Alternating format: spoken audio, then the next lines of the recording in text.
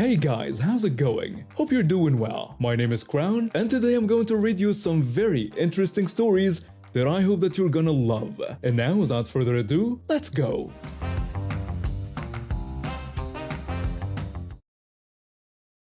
My name's Charles, and I've lived in this neighborhood my whole life. It used to be a quiet, friendly place where everyone knew each other.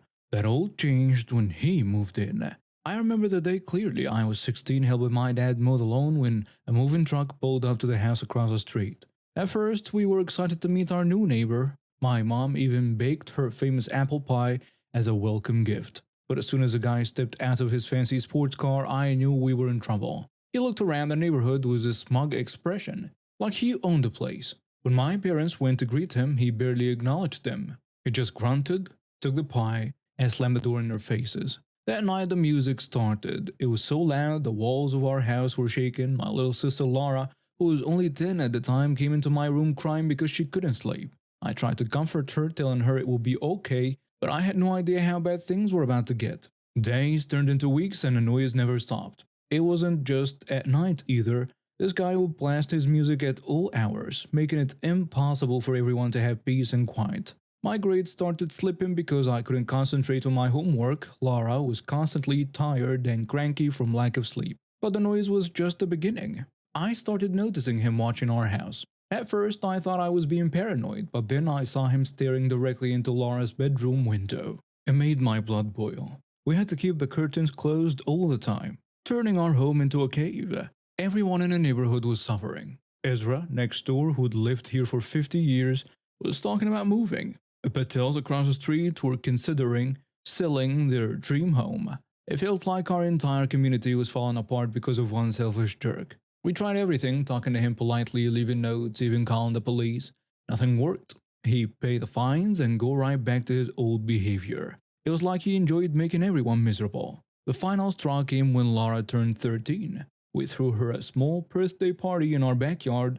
As we were singing happy birthday, he cranked up his music so loud we couldn't hear ourselves. I saw the tears in Laura's eyes, and something in me snapped. That's when I knew I had to do something, not just for my family, but for everyone in the neighborhood. I spent weeks observing him, looking for any weaknesses, and then I noticed how he reacted to the birds. Every morning when the birds would start chirping, he'd slam his windows shut and yell obscenities. It was the only time I ever saw him lose his cool. That's when the idea hit me. I started small, just scattering some seeds on a roof with a car detailing shop. The owner, James, was more than happy to help. He'd been dealing with trash on his roof for months because of our neighbor. Hey James, can I ask you something? Sure, Charles. What's on your mind? Would it be okay if I scattered some birdseed on your roof? Birdseed? Why? Well, I noticed our neighbor doesn't like birds much. I thought maybe if we could attract more of them. Say no more, kid. Scatter away. Anything to give that jerk a taste of his own medicine. With James's blessing, I started my bird army. Every morning at 5 a.m. I'd sneak out and spread seeds on a roof. It didn't take long for the birds to notice. Within a week, we had a small flock, but I knew we needed more. I started putting out nesting materials. Twigs, leaves, even some of our dogs' hair after I brushed them. The birds loved it. They started building nests all over the place, not just on James's roof, but in trees nearby and even in the gutters of other houses. The morning chorus grew louder each day. I could hear our neighbor shouting and slamming things around in his house. But the best part? Everyone else in the neighborhood loved it. They'd come out in the mornings with their coffee, smiling as they listened to the birds. Ezra says, "Oh Charles, isn't it wonderful? I haven't heard so many birds since I was a boy." It sure is, Ezra. How are you sleeping these days? Like a baby. Those birds drown out that awful music. I haven't heard a peep from him in days. But I wasn't done yet. I wanted to make sure our neighbor got the full experience. And that's when I remembered my friend Dean, who bred insects for exotic pet owners. Hey Dean, you still breeding those crickets? Yeah, why? You getting a lizard or something? Not exactly. How many could you spare? I've got about 100 I could part with. What are you up to, Charles? Let's just say I'm expanding my bird buffet. Dean gave me a great deal on the crickets. The next morning I scattered them along with the seeds. The birds went crazy for them, but as I'd hoped, not all the crickets became bird food. I watched as dozens of them scurried into our neighbor's open balcony. That night, the music stopped abruptly. I could hear him stomping around, cursing at the chirping crickets. It was music to my ears. The next morning I saw him outside for the first time in weeks. He looked terrible. Dark circles under his eyes, hair a mess, and he was swatting at birds and glaring at everyone. He says, "Which one of you did this? I'll sue. I'll call the police." Call the police for what? Birds? Good luck with that, buddy. Yeah, those birds are protected by environmental law. Harming them will cost you way more than those noise violation fines you keep ignoring. The look on his face was something else. He knew he was beaten, but the best part, the community came together like never before. We started having block parties again, kids played outside without the constant thump of bass drowning them out. Every morning we'd wake up to a symphony of bird songs. As for our neighbor, last I heard he was trying to sell his house, but with its new reputation as a neighborhood bird sanctuary, he wasn't having much luck. Karma, as they say, is for the birds. When I got a new job at a big tech company, I was excited about the opportunity, but little did I know it would lead to the most stressful period of my life. I've been working there for about 6 months when things started to go wrong. My boss called me into his office one day looking grim. "We need to talk. There has been a security breach and it looks like it came from your computer." "What? That's impossible. I've been careful with everything." "I'm sorry, but the evidence points to you. We're going to have to let you go and report this to the authorities." I was stunned. I knew I hadn't done anything wrong, but suddenly I was out of a job and facing potential criminal charges. The company wasted no time in filing a lawsuit against me for damages, and that's when I decided I needed a lawyer. A friend recommended someone who supposedly had a great track record. I should have done more research, but I was desperate and scared. When I met the lawyer for the first time, he seemed confident and reassuring. "Don't worry, I've handled cases like this before. We'll get you out of this mess." "Thank you, I really didn't do anything wrong." "Of course not. Just leave everything to me." At first, things seemed to be going okay. The lawyer filed motions and kept me updated on a case, but as time went on, I started to feel uneasy. He kept pushing me to consider a plea deal, even though I insisted I was innocent. "Look, these cases can be complicated. Sometimes it's better to cut your losses and move on." But I didn't do it. Why should I plead guilty to something I didn't do? The evidence doesn't look good. A plea deal could mean less jail time. I couldn't believe what I was hearing. Jail time for something I didn't do? I started to wonder if I'd made a mistake in hiring this guy. As the trial date approached, the pressure from my lawyer intensified. He became more aggressive in his attempts to convince me to take a plea deal. One day I decided to confront him about it. "Why are you so insistent on me pleading guilty? I thought you were supposed to defend me." "I am defending you. I'm trying to get you the best outcome possible." "The best outcome would be proving my innocence, which is the truth." That's when things took a turn for the worse. My lawyer's face turned red. "You ungrateful idiot. Do you have any idea what I've been doing for you?" Before I could react, he shoved me hard. I stumbled backward, tripping over a chair and falling to the ground. I was shocked. This was a person who was supposed to be protecting my rights. As I lay there on the floor stunned, the door burst open. A woman I'd never seen before walked in looking alarmed. "What's going on here?" I heard shouting. My lawyer looked panicked for a moment before composing himself. "Nothing, just a disagreement with my client." He pushed me. The woman looked skeptical and helped me to my feet. "Are you alright? Do you need me to call someone?" "I'm okay, just shaken up." "Who are you?" "I'm from the district attorney office. I was here to discuss another case with your lawyer." Suddenly things started to click into place. Why my lawyer had been so insistent on me pleading guilty. Why he'd gotten so angry when I refused. I took a deep breath and decided to take a chance. "I think there is something you should know. My lawyer has been pressuring me to plead guilty to a crime I did not commit. I think he might be working with the other side." The woman from the district attorney's office looked shocked, then turned to my lawyer with a stern expression. "Is this true?" My lawyer stammered. "Of course not. This is ridiculous." But I could see the guilt written all over his face. The woman seemed to notice it too. "I think we need to have a serious discussion about this, both of you. Come with me." Over the next few hours, the truth came out. My lawyer had been approached by the tech company I used to work for. They had offered him a substantial bribe to ensure I pleaded guilty. It would have saved them the cost and publicity of a trial, and my lawyer would have walked away with a tidy sum. I was furious but also relieved that the truth was finally coming to light. The woman from the district attorney's office was incredibly helpful. She arranged for a new lawyer to take over my case and launched an investigation into my former lawyer's practices. With a competent and ethical lawyer by my side, things started to turn around. We were able to prove that the security breach at my former company had actually been caused by a disgruntled employee who had framed me to cover their tracks. The case against me was dismissed and a real culprit was charged. My former lawyer faced serious karma. He was disbarred and faced criminal charges for his actions. The tech company that had tried to bribe him also faced legal repercussions for their part in the scheme. I was cleared of all charges and even received a settlement from my former employer for the damage to my reputation. The experience taught me a lot about standing up for myself and trusting my instincts.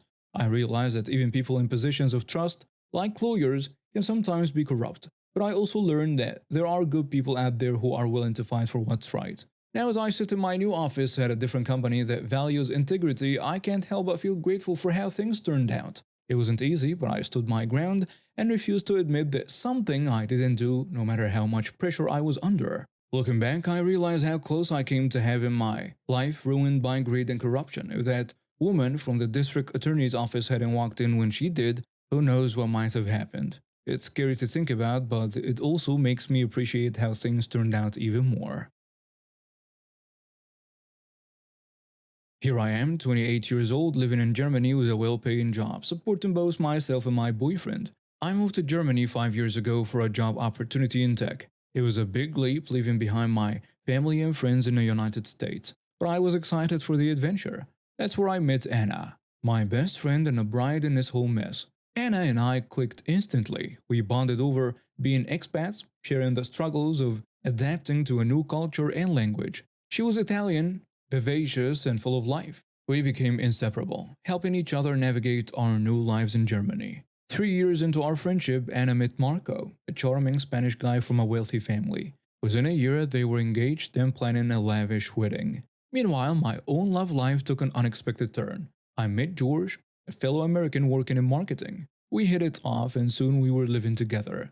Everything was going great until 6 months ago when George lost his job due to company restructuring. Since then, I've been supporting both of us while he looks for work. Despite the financial strain, I was thrilled when Anna asked me to be her witness at the wedding. I knew it would be expensive, but I wanted to be there for my friend. Little did I know what I was getting myself into. The wedding was set to be a 2-day event, 3 hours away from the city. It included a ceremony, lunch, party, and a barbecue the next day to celebrate a relative's birthday. Anna and Marco insisted we shouldn't bring gifts, as they were planning a second wedding in Italy for over 80 people in a rented mansion. I went all out to help. I rented a car for over 250 euros, picked up guests from the airport, and helped with logistics. I thought I was being a good friend, but things took a strange turn at the barbecue. When we arrived, we were told there wasn't enough food and we needed to go shopping. I was surprised but tried to be understanding. No problem. These things happen. We'll grab some stuff for ourselves. But as we shopped, the calls started coming in. Hey, could you grab some extra burgers? Oh, and some more salad ingredients. Anna says, don't forget some chips and dip. Marco says. George even got a call from Marco's mom. George, dear, could you pick up some fresh bread? We ended up buying far more than we planned. When we got back to the barbecue, I was immediately put to work. Anna says, can you help with the cooking? We're a bit short-handed. Sure, no problem.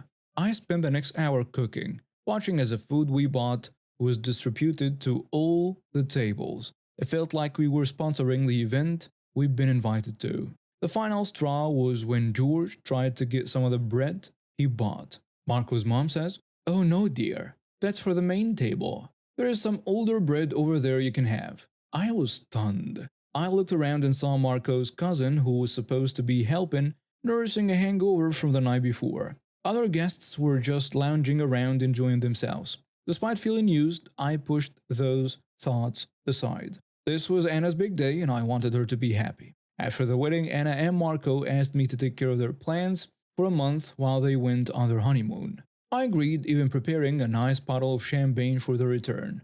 But as I tallied up my expenses, I realized just how much I'd spent on food for everyone. I decided to add it to splitwise, assigning 2/5 of the cost to Anna and Marco. I thought it was fair, considering we bought food for the entire party. That's when all hell broke loose. I got a scathing message from Anna. I can't believe you're trying to charge us for the food. What kind of friend are you? You didn't even bring a gift. Anna, you told us not to bring gifts. I've been helping out in other ways. That's not enough. You didn't even wash the dishes at the barbecue. And now you're trying to get money from us? I was shocked. Before I could respond, Marco jumped in. You should be grateful our friends let you stay overnight. Maybe you need to check your finances if you're this desperate for money. I am not desperate. I just thought it was fair to split the cost of food I bought for everyone. Fair? You didn't do nearly enough for the wedding. A real friend wouldn't nickel and dime us like this.